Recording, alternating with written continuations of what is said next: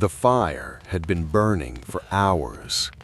Outside the cabin, the late summer air was thick and unmoving.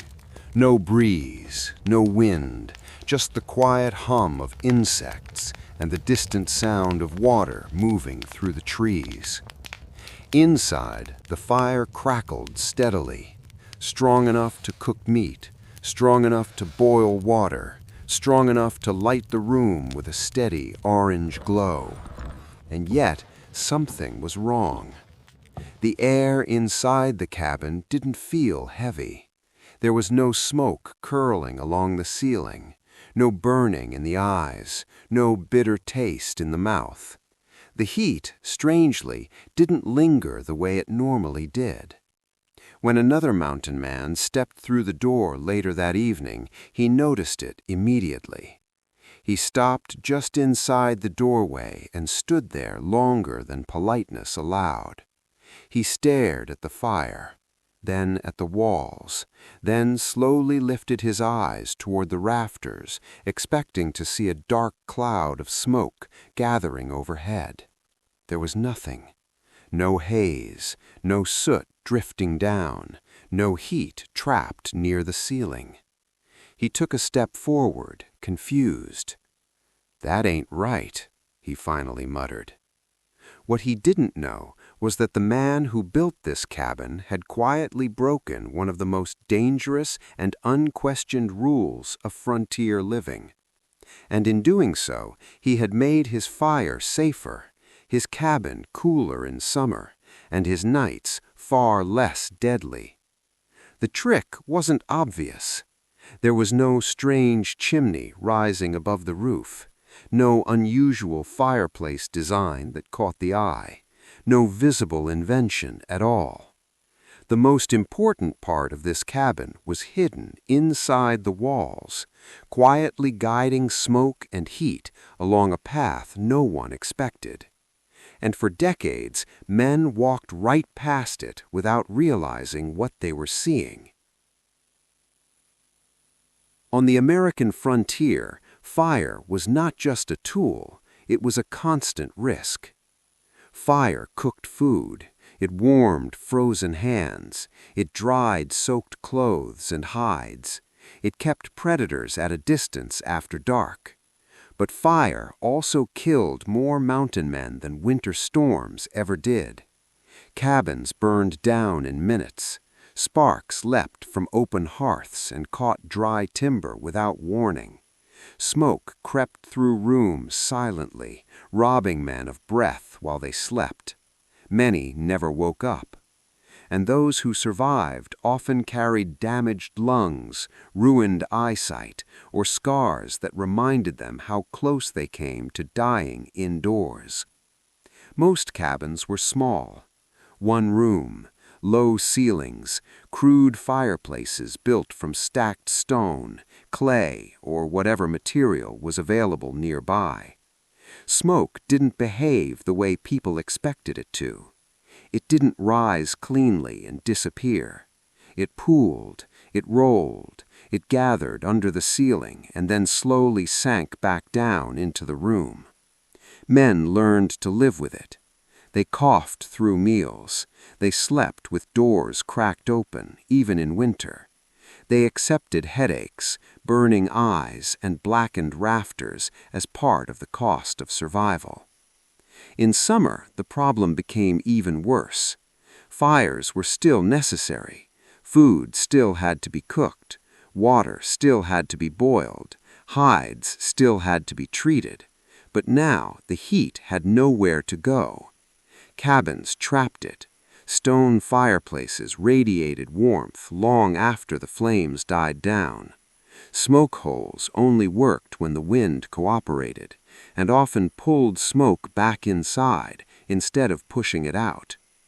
Men stripped down to their shirts, sweat running down their backs, cursing the fire they couldn't live without. Most accepted it as unavoidable. Heat was unavoidable. Smoke was unavoidable.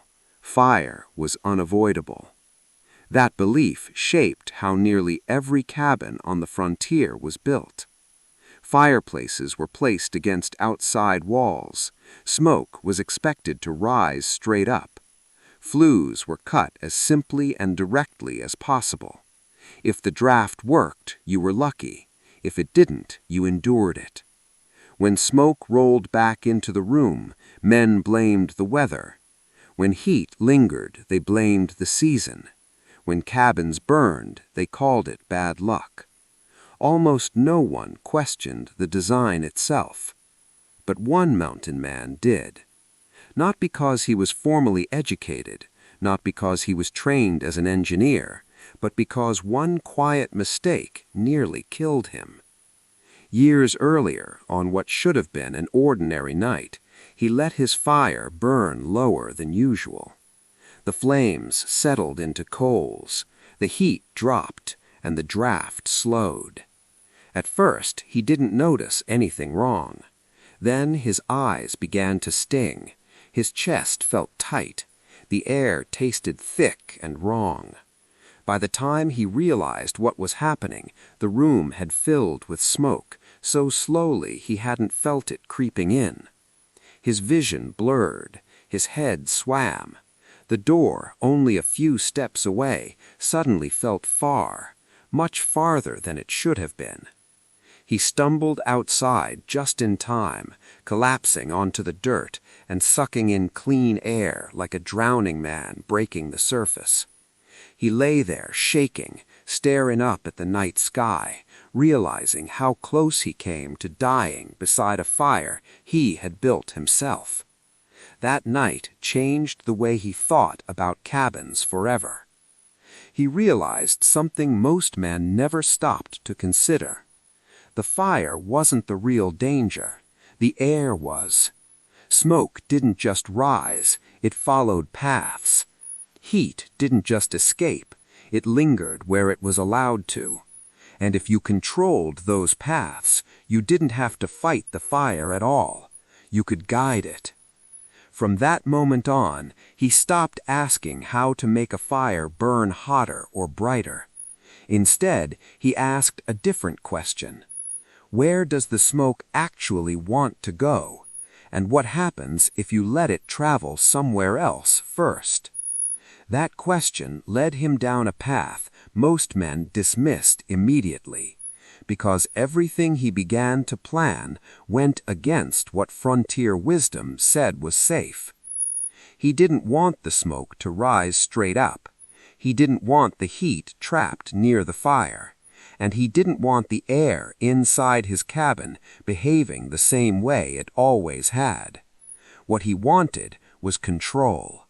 Control over where smoke moved. Control over where heat collected. Control over how air entered and exited his living space. And to everyone else, the way he planned to do it looked not just unnecessary, but dangerous. And that's where the hidden smoke path began. When the mountain man finally began building again, he didn't announce what he was doing.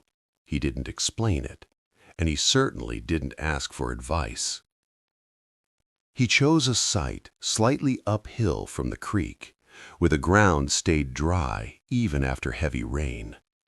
The cabin itself looked ordinary at first glance: squared logs, tight joints, a simple rectangular footprint.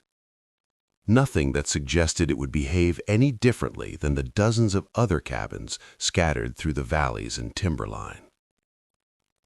But the difference was hidden where no one thought to look.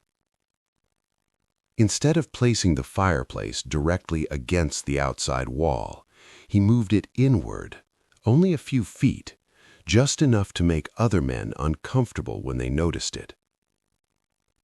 Most trappers believed the fireplace belonged on the exterior wall for one reason: smoke. The closer the fire was to the outside, the shorter the path for smoke to escape. That was the logic. Anything else was considered foolish at best and deadly at worst. Moving the fire inward meant smoke had farther to travel, more places to linger, more chances to kill you in your sleep. Men said as much when they saw what he was doing. One told him it would fill with smoke the first time he lit it. Another said it would turn the cabin into an oven in summer. A third laughed and said he'd built his own coffin.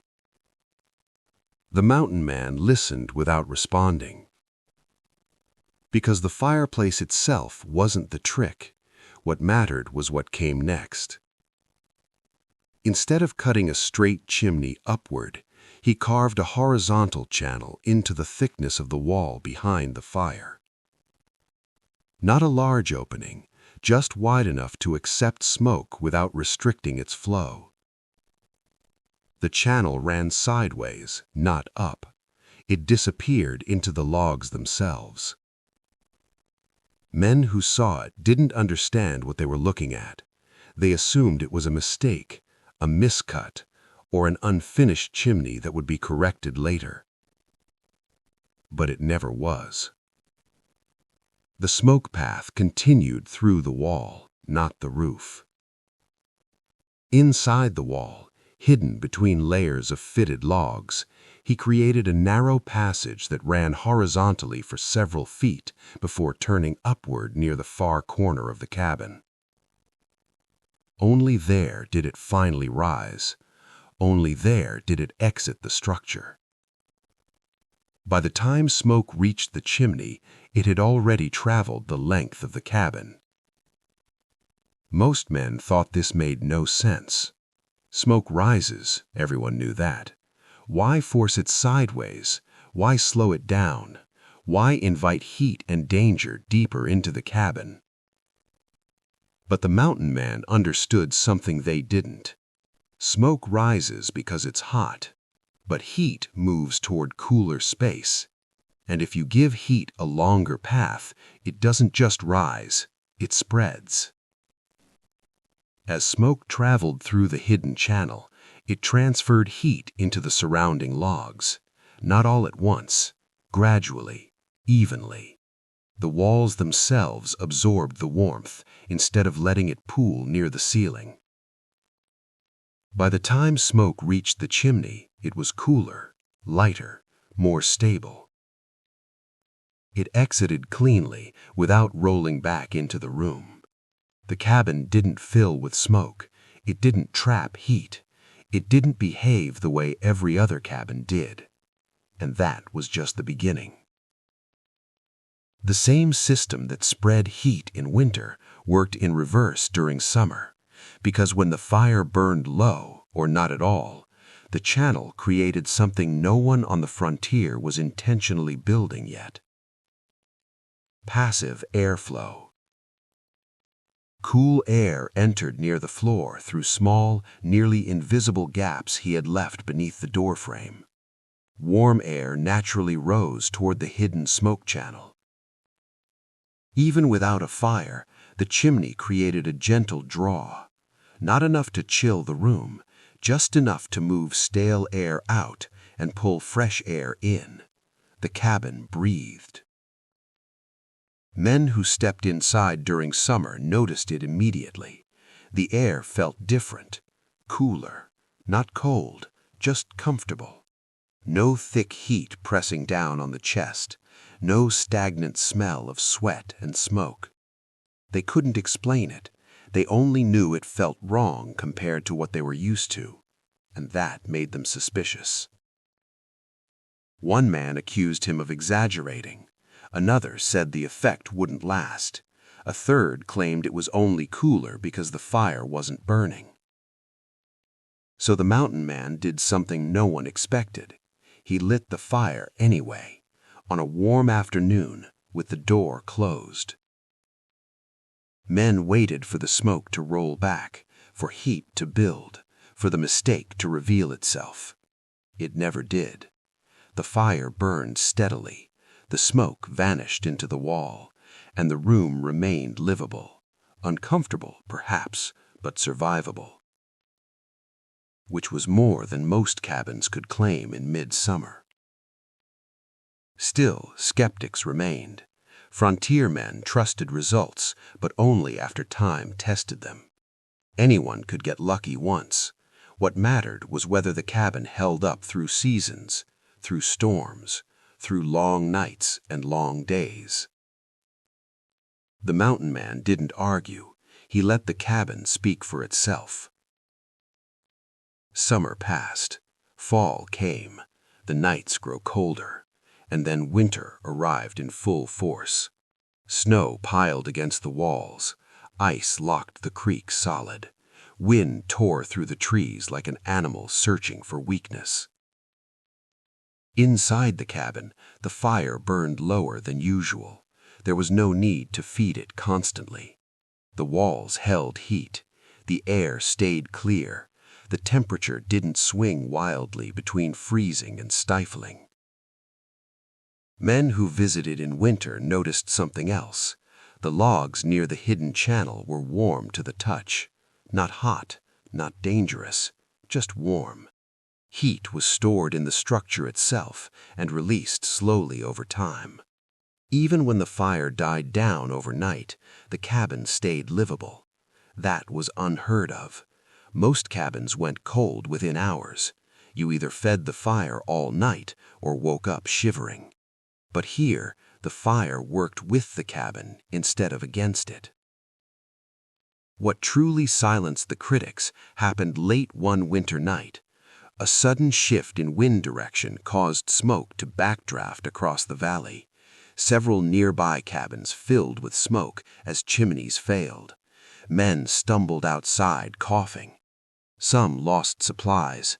One nearly lost his life. The mountain man's cabin remained clear. The long horizontal channel prevented sudden pressure changes from forcing smoke back inside.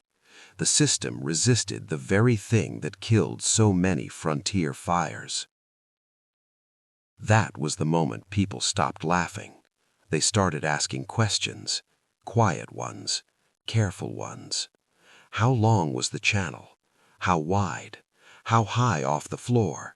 What angle did it rise? What kind of wood worked best? The mountain man answered simply. He didn't present it as genius. He didn't claim invention. He said only this: fire doesn't need to be fought. It needs to be guided. And for the first time, men began to realize that cabins didn't have to be miserable places to survive. They could be designed, intentionally, quietly. And once that idea took hold, it spread faster than anyone expected. The change didn't happen all at once. Frontier men were cautious by nature. Too many had died trusting ideas that sounded good but failed when conditions turned against them. They didn't rebuild cabins lightly. They didn't copy techniques unless those techniques had survived time, weather, and bad luck. So at first, only small pieces of the mountain man's method spread. One trapper copied the longer smoke path but ignored the airflow gaps near the floor. Another copied the inward fireplace but kept a traditional vertical chimney.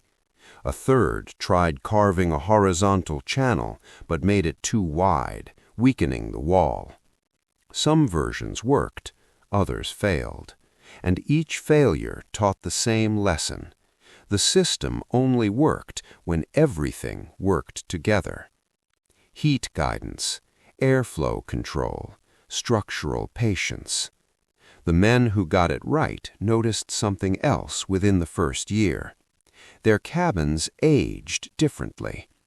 Most frontier cabins warped as seasons changed. Logs expanded in summer and contracted in winter. Gaps opened, smoke leaked. Drafts appeared where none existed before. But cabins built with the mountain man's method behaved differently. The slow, even heating reduced stress on the wood. Moisture evaporated gradually instead of violently. Cracks formed less often. Chinking stayed intact longer. Cabins that should have needed repairs after one winter still stood tight after 3. That durability mattered. because the frontier didn't forgive weakness. A cabin wasn't just shelter. It was food storage, medical ward, weather refuge, and sometimes the only thing between a man and death. The real proof came during a summer that older trappers would later call the long heat. Temperatures stayed high for weeks. Streams dropped. Game moved higher into the hills. Men avoided working during midday because the heat inside their cabins was worse than outside. In standard cabins, smoke holes became useless. Opening doors invited insects and predators. Men slept poorly. Food spoiled faster.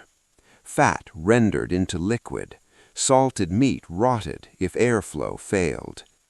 But cabins built with the mountain man's method stayed usable. Not cool in the modern sense, but survivable. Air moved. Heat escaped slowly instead of trapping itself overhead. Men could rest. They could think. They could recover. One trapper later wrote in his journal that he survived that summer only because he could sleep during the day and work at night, something impossible in his old cabin. Another credited the design with saving his meat stores when others lost theirs. Word spread faster after that, because nothing convinces a mountain man like survival when others fail. By the early 1840s, the technique had a name, not because the mountain man named it, because others did. They called it the guided chimney. Some called it the breathing wall. Others simply said the cabin was built right, and that was enough. What most people didn't realize was how close the idea came to disappearing. The mountain man himself didn't stay long enough to defend it. He moved on, as many did, following work, following land, following opportunity. He never wrote the method down, never taught it formally. Everything spread by observation, by memory, by men explaining it poorly to other men. That meant mistakes crept in, shortcuts appeared, and over time the system became diluted. Cabins still improved, but the original balance was often lost. The inward fireplace returned to exterior walls. The horizontal channel shortened. Air gaps were sealed completely, killing airflow, and the cabin returned to being merely adequate.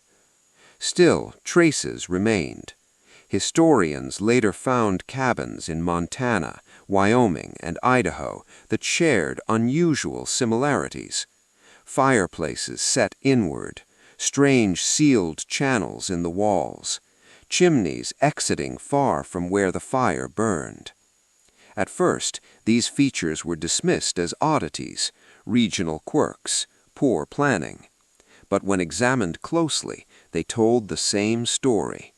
Someone had understood something and used it. The true genius of the system wasn't comfort, it was control. The mountain man didn't try to overpower the environment. He didn't fight heat. He didn't fight smoke. He guided both, by slowing movement, by extending paths, by letting physics do the work. That mindset was rare on the frontier. Most men relied on force, bigger fires, more fuel, more effort.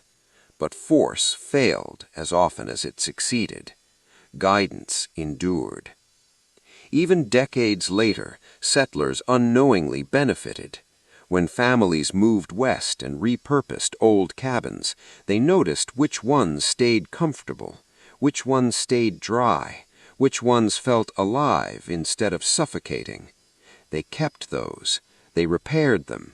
They learned from them without knowing why. And the idea quietly survived. Not in books, not in plans, but in timber and smoke and silence. The mountain man never became famous. No fort carried his name. No town honored him. But every cabin that stayed livable through unbearable heat carried his idea forward. proof that sometimes the most powerful survival tools aren't weapons or strength. They're patience, observation, and the refusal to accept misery as inevitable.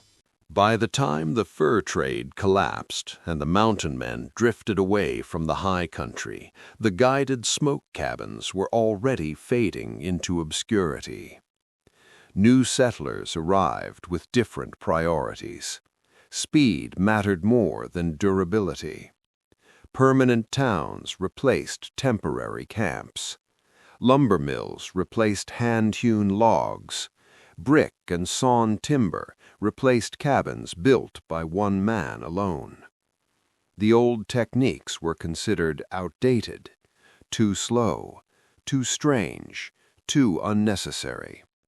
And yet, when frontier families faced extreme heat, smoke-filled rooms, or food spoilage in summer, they often abandoned newer structures and moved back into the old cabins without fully understanding why. Those cabins simply worked. They stayed livable when others didn't. They breathed. They regulated themselves. They didn't fight the environment. They guided it.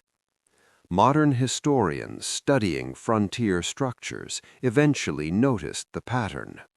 Cabins that lasted longest weren't necessarily the strongest. They were the most thoughtful. They used airflow instead of force, pathways instead of pressure, time instead of intensity. The guided smoke path turned fire into a tool instead of a threat. It removed heat without removing warmth. It preserved food without ice. It kept cabins usable year-round without additional fuel. And most importantly, it reduced risk. Fire was one of the greatest dangers on the frontier. Cabin fires killed more men than wolves or storms. By cooling smoke before release and reducing embers, the system lowered that risk dramatically. The mountain man never intended to change construction. He intended to survive. But survival has a way of refining ideas, stripping away what doesn't matter, leaving only what works. His method required patience, care, planning. It demanded that a man think weeks ahead instead of hours. That mindset alone set him apart. Because on the frontier, most mistakes weren't fatal immediately. They became fatal later. When winter came, when food ran low, when exhaustion set in. The guided smoke cabin bought time. Time to rest, time to think, time to recover. That was its true advantage. Today, the idea feels modern. Passive airflow, thermal mass, heat path engineering. Principles architects now study in controlled environments. But on the frontier, those principles were discovered the hard way, by men who paid for mistakes with their lives. The mountain man didn't have diagrams, he had experience. He didn't have calculations, he had consequences, and he adjusted accordingly. That's why his solution endured, because it wasn't theoretical, it was proven, again and again, through summers that cooked standard cabins into ovens, through winters that froze poorly vented shelters solid, through years of use without repair. The cabin didn't just protect him, it taught others, silently, log by log, smoke by smoke. And long after his name faded, the method remained, hidden inside walls, invisible to casual eyes, but unmistakable to anyone who understood survival. The lesson he left behind wasn't about cabins, it was about approach. Survival isn't about enduring suffering, it's about removing unnecessary struggle. It's about asking why things fail and refusing to accept that failure is normal. The mountain man looked at smoke filling his cabin and didn't accept it. He looked at unbearable heat and didn't accept it. He looked at spoiled food and didn't accept it. He changed the path instead of increasing the fire, and that made all the difference. In the end, his greatest invention wasn't hidden at all. It was simply misunderstood. A quiet system built into wood and clay, doing its job year after year, keeping men alive who never knew his name. That is how one mountain man's hidden smoke path made fires safer and cabins cooler, not by force, not by luck, but by understanding the wilderness well enough to let it work for him instead of against him.